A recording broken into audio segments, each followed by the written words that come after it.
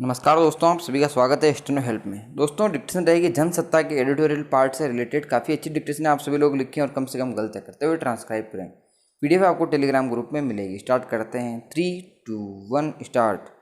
सुरक्षित पर्यावरण से जीवन के सहज तरीके से चलने को लेकर फिक्र जताने में शायद ही कभी कमी की जाती हो, लेकिन जब प्रकृति के उपादानों के संरक्षण का सवाल आता है तब आमतौर पर लोग अपनी सुविधा को प्राथमिकता देने लगते हैं। मसलन अरावली की पहाड़ियों की अहमियत को समझने वाले इसे लेकर लंबे समय से फिक्र जताते रहे हैं, लेकिन इसके समांतर बहुत सारे लोगों ने अरावली की समूची पट्टी में अतिक्रमण करके अपने घर बना लिए। ऐसे लोगों की संख्या धीरे धीरे इतनी ज़्यादा बढ़ती गई कि आम जनजीवन को प्रकृति के नुकसानदेह उथल पुथल से सुरक्षा देने वाली अरावली की पहाड़ियों के जीवन पर खुद ही संकट बढ़ता गया। आज हालत यह है कि अरावली के एक बड़े क्षेत्र में रिहायशी इमारतों की श्रृंखला खड़ी हो चुकी है और इससे पहाड़ियों के अस्तित्व तक पर खतरा मंडराने लगा है। सवाल है कि जिन लोगों ने नियम कायदों को ताक पर रखकर इस क्षेत्र में अपने घर बनाकर स्वच्छ पर्यावरण की गोद में रहने का इंतजाम किया, क्या उन्होंने यह सोचने की ज़रूरत नहीं समझी कि उनकी इन गतिविधियों से अरावली के जीवन सहित समूची पारिस्थितिकी पर इसका क्या असर पड़ेगा? वेरा यह छिपा नहीं है कि जंगल और पहाड़ के वैसे तमाम इलाके आज रिहायशी बस्तियों के विस्तार की वजह से गंभीर पर्यावरणीय संकट से घिर गए हैं।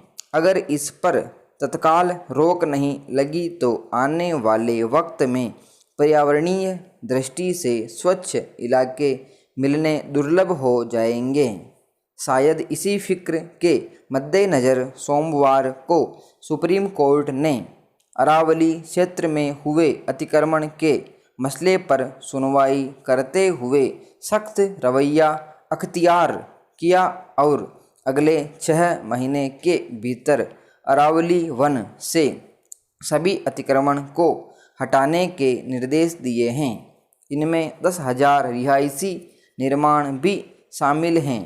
जाहिर है, इतनी बड़ी आबादी तादाद में लोगों ने अरावली के वन क्षेत्र में अतिक्रमण करके घर बनाए थे, लेकिन अब उनके सामने एक बड़ी मुश्किल पेश आएगी। उनकी ओर से अदालत से कहा गया कि इस इलाके में रह रहे लोगों के पास कोई और जगह नहीं है और राज्य को उन्हें हटाए जाने से पहले बसाने के निर्देश दिए जाएं।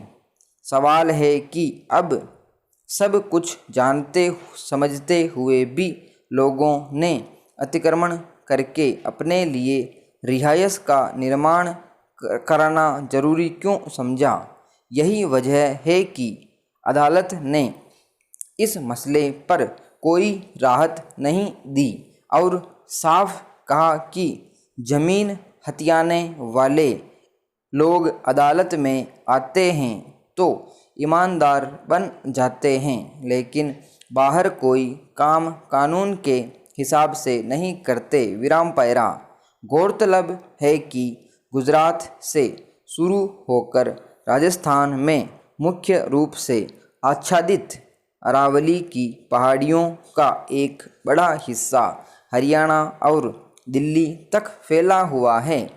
प्राकृतिक संसाधनों और खनिज से भरपूर यह पर्वत श्रृंखला पश्चिम मरुस्थल के विस्तार को रोकती है, साथ ही यह घने जंगलों का आवरण बनकर वाहनों और औद्योगिक प्रदूषण के उच्च स्तर वाले क्षेत्र में प्राकृतिक रूप में हवा को शुद्ध करने में मदद करती हैं।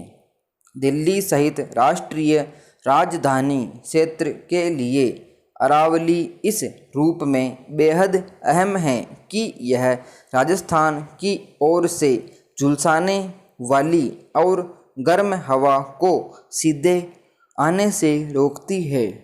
अंदाज़ा लगाया जा सकता है कि अरावली की पर्वत श्रृंखला किस तरह बहुत बड़े इलाके के लिए एक तरह से जीवन रेखा की तरह काम करती है। विडंबना यह है कि इसके पर्यावरणीय फ़ायदों से सभी वाकिफ़ हैं, लेकिन उसे बचाए रखने के बजाय कब्जा जमा कर नुकसान पहुंचाने की कोशिश भी करते हैं। लगातार अतिक्रमण और मनमाने निर्माण की वजह से अरावली कितने दिनों तक लोगों के लिए जीवन शक्ति का काम कर सकेगी। विराम पैरा। टीकाकरण की कमान एक बार फिर केंद्र सरकार ने अपने हाथ में ले ली है और इसका पहला कदम यह है कि अब 21 जून से 18 साल से ऊपर की आबादी को टीका मुफ्त में लगेगा। टीके केंद्र ही खरीदेगा और राज्यों को देगा। इन दोनों फैसलों को कोई भी ठीक ही कहेगा, लेकिन ये फैसले देर से हुए। यही फैसले पहले हो जाते तो टीकाकरण की उपलब्धियां अब तक दिखने लगती। हकीकत यह है कि टीकाकरण अभियान को तरह तरह की मुश्किलों से जूझना पड़ा है। ज़्यादातर राज्य टीकों की कमी झेलते रहे। इसका बड़ा कारण नीतिगत फैसलों को लेकर असमंजस ही रहा होगा। टीकाकरण को लेकर केंद्र और राज्यों के बीच तालमेल की कमी भी रही। राज्यों को केंद्र से मिलने वाले टीके का मामला हो या टीकों के दाम का सवाल, सब में पारदर्शी नीति की कमी दिखी। टीकाकरण की नाकामी को लेकर केंद्र और राज्य एक दूसरे पर आरोप जड़ते रहे, जबकि बेहतर यही होता कि केंद्र और राज्य टीकाकरण को लेकर समन्वय की नीति पर चलते। विराम पैरा। टीकों का संकट शुरू से ही है, फिर समय समय पर इसका दायरा भी बढ़ाया जाता रहा। इससे हुआ यह कि टीका लगवाने वालों की तादाद बढ़ती गई, पर उसके हिसाब से टीके नहीं मिल पाए। इससे कई राज्यों में टीके लगाने का काम ठंडा पड़ गया। राज्य टीकों की मांग करते रहे। दूसरी ओर केंद्र सरकार दावा करती रही कि किस राज्य को उसने कितने टीके दिए। समस्या यह भी रही है कि सिर्फ 2 ही टीका कंपनियों, सीरम इंस्टीट्यूट ऑफ इंडिया और भारत बायोटेक से ही टीके मिल पा रहे हैं। उत्पादन सीमित है। इन कंपनियों के पास पहले ही से दूसरे देशों के भी ऑर्डर थे। ऐसे में भारत की ज़रूरत को पूरा कर पाना इनके लिए आसान नहीं था। हालांकि इस बीच कंपनियों की उत्पादन क्षमता बढ़ाई गई है। इसके लिए केंद्र ने अच्छा खासा पैसा दिया है। रूस से भी स्पुतनिक टीके का आयात हो रहा है। देरी से ही सही, अब और कंपनियां को भी टीके बनाने में लगाया गया है। देश में टीकों की ज़रूरत पड़ेगी और उसके हिसाब से कंपनियां कितना उत्पादन कर पाएंगी, इसका आकलन कर पाने में शुरुआती स्तर पर दरअसल सरकार नाकाम रही। इसी का नतीजा रहा कि टीकाकरण में हम लक्ष्य से काफ़ी पिछड़ते चले गए। विराम पैरा। नई नीति में अब टीकों की खरीद राज्य नहीं करेंगे, लेकिन मुश्किल यह है कि कई राज्य पहले ही टीकों की खरीद कर अनुबंध कर चुके हैं। टीकों के दाम को लेकर कंपनियां राज्यों से जिस तरह मोल भाव करती दिखी, उसे उचित नहीं कहा जा सकता। यह सरासर मजबूरी का फ़ायदा उठाने जैसा रहा। अगर चंद कंपनियां सरकारों को ही इस तरह नचाने लगें तो यह हैरान करने वाली बात है। इससे राज्यों को आर्थिक नुकसान हुआ।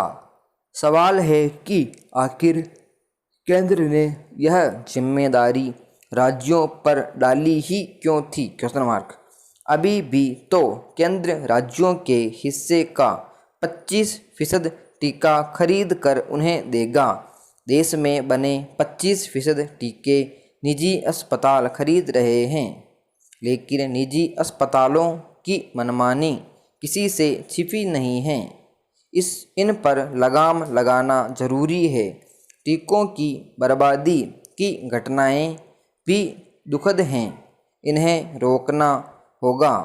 सरकार की टीकाकरण नीति, टीकों के दाम, राज्यों को टीकों का आवंटन जैसे मुद्दों पर सुप्रीम कोर्ट ने जिस तरह सरकार को आड़े हाथों लिया और सवाल किए, तभी केंद्र सरकार हरकत में आती दिखाई दी।